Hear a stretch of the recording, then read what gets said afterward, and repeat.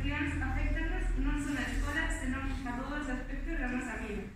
Por iso é necesario que se traballe con nós a confianza en nós mesmos, que os membros do sistema educativo se involucren na nosa motivación e que se deixe de valorarnos únicamente por unha nota numérica, que non se corresponde na maioría das situacións coas nosas capacidades ni con noso esforzo.